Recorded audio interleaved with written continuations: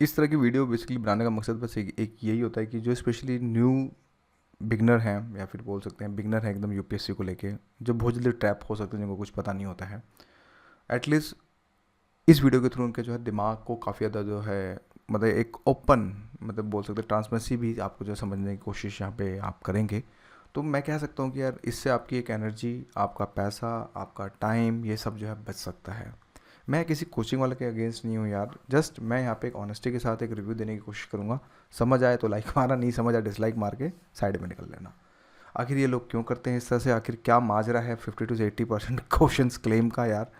ठीक है, 2018 तक आप करते तो मैं भी डाइजेस्ट कर लेता था कि चलो हो सकता है आगे हों, 2019 में भी सेम हरकतें, 20 में भी सेम हरकतें, तो यार अब ये चीज़ें बर्दाश्त के बाहर हैं।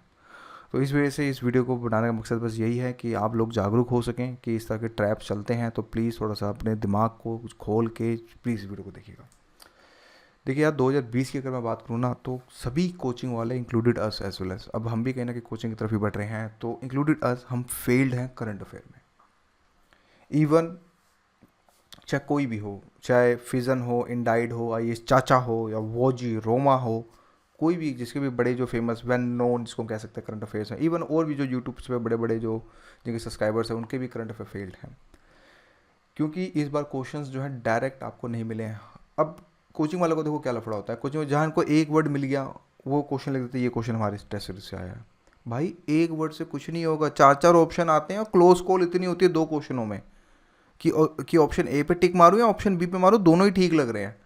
तो ऐसी सिचुएशन में कोचिंग वाले क्या करते हैं, वो आपको ये नहीं बताते। अगर उनसे क्वेश्चंस पूछो, बोलेंगे you should apply your logic. अब ये कौन सा लॉजिक है उनको भी नहीं पता, just they have written it.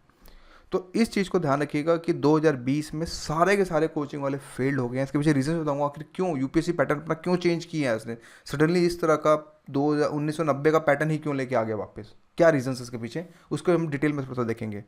अब जो यूपीएससी क्वेश्चंस पूछ रहा है वो करंट अफेयर नहीं पूछ रहा, अब वो अप्लाइड पूछ रहा है। अप्लाइड का मतलब यहाँ पे ये होता है कि दोस्तों अब आपको न्यूज़पेपर पढ़ना पड़ेगा। अगर आप मैगजीन्स पढ़ रहे हैं या फिर कुछ कर रहे हैं मंथली बेसिस पे, होता है ना कि ठीक है न्यूज़पेपर बहुत होता है, बहुत मुश्किल हो जाता है, करंट अफेयर्स के नोट्स बनाना, एडिटिंग करना, ये सब बहुत झंझट वाला काम है, तो लोग रेडीमेड सोर्स की तरफ भागते हैं, तो फिर उस केस में उनका कोई फ़ायदा नहीं है। दो टुक में बात करूँ तो वो फिर गार्बेज है, इसके अलावा मैं बात करूँ तो और कुछ नहीं हो सकता जिस तरह से। और अब आज के समय जो क्वेश्चन है इंटरलिंकिंग टाइप के जो क्वेश्चन पूछे जा रहे हैं, फॉर एग्जांपल अभी एलिफेंट का जो इशू हुआ था आपने देखा होगा साउथ इंडिया में, यार हाथी से क्वेश्चन पूछे जा रहे हैं सोचिए, और हाथी से डेप्थ क्वेश्चन पूछे जा रहे हैं, तो एक एस्पिरेंट भी क्या करेगा भाई, वो एलिफेंट है तो वो ये देखेगा क्रिटिकल एंडायर स्पीसीज में आ रहा है नहीं आ रहा है, ये चीज़ें नोटिस करेगा। अब वो बच्चे कितने दे रही है, कितने साल जी रही है, इस पर तो कोई भी नहीं कर। तो इसका मतलब यहाँ पे ये हुआ कि काफ़ी डेप्थ एनालिसिस और साथ में अप्लाइड करंट अफेयर और साथ में इंटरलिंकेज टॉपिक को आपको पढ़ना पड़ेगा। अब कोई अगर हाथी का केस हुआ, लेट्स एलिफेंट का केस हुआ, उसके आसपास के सारे मतलब जो भी सराउंडेड 360 डिग्री में जो भी थोड़ा बहुत 100 150 200 250 300 किलोमीटर में जो भी उसके एरियाज पड़े, नेशनल पार्क पड़े, उन पर पैनी नजर माननी पड़ेगी। उसमें और कौन से जानवर हैं, इस तरह से चीज़ों को आपको जो है समझना पड़ेगा। तो आप समझ रहे हैं मतलब एक करंट अफेयर को काफ़ी 360 डिग्री से आपको जो है समझना पड़ेगा। अगर कोई इवेंट मान लो अगर दिल्ली में होता है तो दिल्ली के सराउंडेड एरिया, हरियाणा, राजस्थान, इस तरह के कंसेप्ट को भी जो समझना पड़ेगा राउंड सर्कल लगा के कि यार यहाँ पे कुछ चेंजेस हमें देखने को मिले। तो इस तरह से इसको बोलते हैं अप्लाइड करंट अफेयर, कि कहीं से भी कुछ भी उठा के जो डेप्थ नॉलेज के साथ जो है पूछा जा सकता है। बाकी बड़े बड़े क्लेम्स की मैं बात नहीं करूँगा, यहाँ पे मैंने लैंग्वेज चेंज करी है, आप समझ गए होंगे। फिजन आई से या 3 क्वेश्चन आए हैं, जिसमें से 2 क्वेश्चन डायरेक्ट उस करंट अफेयर से हो सकते हैं, लेकिन एक क्वेश्चन अगर मैं बात करूँ तो उसमें 50-50 में फंस के आदमी फंस जाएगा। तो फिर भी मैं बोलता चलो यार 3 क्वेश्चन आए। Indeed I as well known coaching centre, अपने आप को बहुत बड़ा ये मतलब करते हैं, तो इसमें 4 क्वेश्चन आए हैं। आई एस चाचा 3, वोजीराम 3।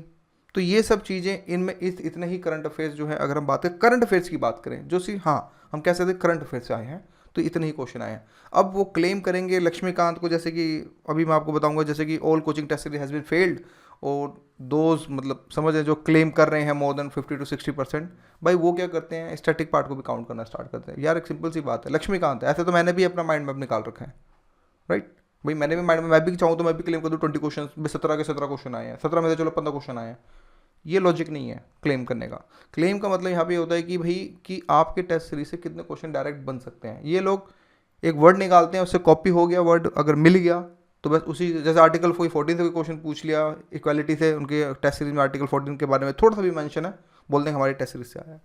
तो इस तरह की चीज़ें जब होती हैं तो स्टैटिक पार्ट डेफिनेटली है, स्टैटिक तो स्टैटिक है, स्पेक्ट्रम है, लक्ष्मीकांत है, ठीक है, फिर साथ में ज्योग्राफी है, तो ये यहाँ से तो क्वेश्चन आएंगे आएंगे, चाहे आप एनसीईआरटी से करें चाहे कुछ भी करें। तो ये लोग बहुत चतुर होते हैं, तो ये अपने आपको जो क्लेम करना जो स्टार्ट कर देते हैं, इतने क्वेश्चन आए, तो वो ये नहीं बोलेंगे करंट अफेयर से कितने आए, वो बोलेंगे स्टैटिक पार्ट। भाई स्टैटिक तो सभी के पास है यार, सब हर आदमी क्लेम करेगा, राइट। तो इस केस के अंदर वाई दे आर डूइंग, क्या रीजन है इसके पीछे? भाई to make a maximum profit, to run a business. भाई इतने बड़ा संस्था है, होती है हर चीज़ की ट्रैप करने के लिए, प्रॉफिट के कमाने के लिए। To establish a brand image कि हमारे इतने सारे क्वेश्चन आए, to trap more early birds aspirants. तो इससे ये इस तरह की चीज़ें जो होती हैं बेसिकली देखा जाए तो ये सारी चीज़ें होती हैं। देखो प्रॉब्लम्स कहाँ आती है, बंदे जब ट्रैप होते हैं इन चीज़ों में, टेस्ट सीरीज में या फिर किसी, देखो मैं किसी का नाम नहीं ले रहा हूँ दोस्तों, जस्ट मैं अपने आप को, आपकी जो फीलिंग्स आ रही है मैं उनके बारे में, क्योंकि मेरे पास काफ़ी सारी मेल्स आई है, मेरे पास जो 200+ मेल्स हैं मेरे पास इससे रिलेटेड। तो क्या होता है कि देखो इससे एस्पिरेंट का एक तो ईयर, मनी, एनर्जी सारी वेस्ट हो जाती है, पूरा साल यार, एक साल का चक्र जिसको हम कहते हैं 365 डेज का, again we have to wait it. तो बहुत सारे इश्यूज आते हैं स्पेशली फॉर द बॉयज़, घर से प्रेशर, फैमिली का प्रेशर, दोस्तों का प्रेशर, क्या हुआ भैया, नहीं हुआ क्या, तुमसे नहीं हो पाएगा, इस तरह के डायलॉग, राइट।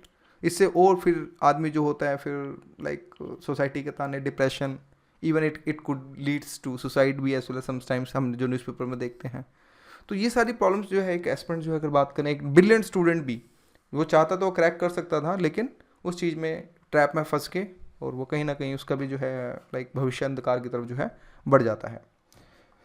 टेक अवे क्या है यार, मेन आते हैं मुद्दे पे कि क्या है, हमें क्या सीखना है। देखो दोस्तों, करंट अफेयर के लिए even we are also giving daily basis, right. कोई फायदा नहीं है जब तक आप न्यूज़पेपर नहीं पढ़ेंगे। आपको अपना न्यूज़पेपर न्यूज़पेपर के थ्रू पढ़ें, हार्ड कॉपी से पढ़ेंगे तो यार कहाँ तक लिखेंगे, अप्लाइड करंट अफेयर आ रहा है, कहाँ तक नोट्स बनाएंगे। Better smart approach, newspaper low, do copy paste, अपने लाइन्स को कॉपी पेस्ट करो, और वीकली बेसिस पे 2 बार इसको फिल्टर करते जाओ कि कौन सा कंटेंट ज़्यादा अच्छा है, कौन सा नहीं है, जो भी है इस तरह से। या don't go with the spoon feeding जिस तरह से है कि लाइक काफ़ी सारे चैनल्स हैं यूट्यूब पे भी, और इवन अगर बात करें तो काफ़ी सारी वेबसाइट्स हैं included us as well as. Spoon feeding के पीछे मत भागो, अपने लॉजिक्स को लगाओ, even go with the government websites, जो वहाँ पे अपडेट्स आ रहे हैं, गवर्नमेंट वेबसाइट्स को ज़्यादा फॉलो करो, जो भी हमारी मिनिस्ट्रीज़ हैं मोर देन 50, तो जो भी इंपॉर्टेंट लाइक 20-25 मिनिस्ट्रीज़ हैं, उनके प्लान्स को समझो, उनके जो भी वेबसाइट पे जितना दिख सक रहा है आपको, जितना आप देख सकते हो, उनके होम पेज पे जाओ, तो यहाँ से क्वेश्चंस बेसिकली ज़्यादा बन रहे हैं। और अप्लाइड करंट अफेयर के पीछे यही है कि जस्ट आखिर क्यों इस तरह के क्वेश्चन बनाने की कोशिश करा यूपीएससी, क्योंकि यूपीएससी चाहता है इक्वालिटी बिफोर लॉ। भाई हर मतलब कि हर तरह से मतलब कि समानता चाहता है। वो ये चाहता है कि स्पेशली यूपीएससी की, भाई अगर एक एस्पिरेंट जो कोचिंग नहीं ले पा रहा है, जो मतलब कि वो एस्पिरेंट जो बिल्कुल वेरी पुअर है, कोचिंग नहीं ले पा रहा है, वो अपना सेल्फ स्टडी कर रहा है, और एक कोचिंग वाला जो एडवांस में जाके कोचिंग ले रहा है कि 1.5-2 लाख रुपए पैकेज लेके, तो उनके बीच में कोई मतलब कि एक मार्जिन गैप नहीं होना चाहिए। इसके यही एक रीज़न है जिस वजह से जो है, अगर बात करें, यूपीएससी अपने जो है करंट अफेयर्स को ड्रास्टिकली, अपने पैटर्न को भी जो ड्रास्टिकली जो है चेंज कर रहा है, टू काउंटर अ कोचिंग वालाज, टू काउंट, ठीक है। प्रमोट क्या कर रहा है फिर, ये प्रमोट कर रहा है सेल्फ स्टडी, कि अब believe in your self study पे जो है आप जो अपना बिलीव रखें किसी कोचिंग के, क्योंकि देखो यार coaching even us as well as 10% ही सिखाते हैं, 90% आप लोगों ने करना है। हम 10% इनपुट दे के, अगर आपने 90% इनपुट नहीं दिया तो कुछ नहीं हो सकता। तो इसलिए बेटर है कि अपने सेल्फ स्टडी पे ज़्यादा फोकस करें। सेल्फ नोट्स आप किसी कोचिंग के रेफर कर सकते हैं, लाइक मैं ये नहीं बोलूँगा, लेकिन अपने लॉजिक्स को जरूर लगाएं कि क्वेश्चंस कैसे आ रहे हैं, प्रीवियस पेपर्स को बार बार देखें, उन चीज़ों को समझें कि क्वेश्चंस कैसे निकल, किसके डायमेंशंस में निकल रहे हैं। 2020 का पेपर आते लोगों की जान से निकल गई थी, स्पेशली अगर बात करें जिनका सेट सी आया था, उनकी तो हालत ख़राब हो गई थी। क्यों? शुरू के 60 से 70 क्वेश्चन तो ऐसे थे कि क्या ये पेपर था, ये क्या था, ये था क्या, ये एक्चुअली ये पेपर देने के बाद मतलब बच्चे इस तरह से बोले मेरा सेट सी आया था क्या वो, क्योंकि पॉलिटी और हिस्ट्री तो लास्ट के 40 क्वेश्चन में थे, 35 क्वेश्चन में थे। तो ये सब रीजंस होते हैं कि आखिर यूपीएससी क्यों कर रहा है अप्लाइड करंट अफेयर लेके आ रहा है, ताकि इक्वालिटी ला सके। जो एक कोचिंग ले रहा है, जो विदाउट कोचिंग तैयारी कर रहे हैं, उनके बीच में दूरी को ख़त्म कर दे। तो ये इस वजह से ये अपने पैटर्न्स को चेंज कर रहा है।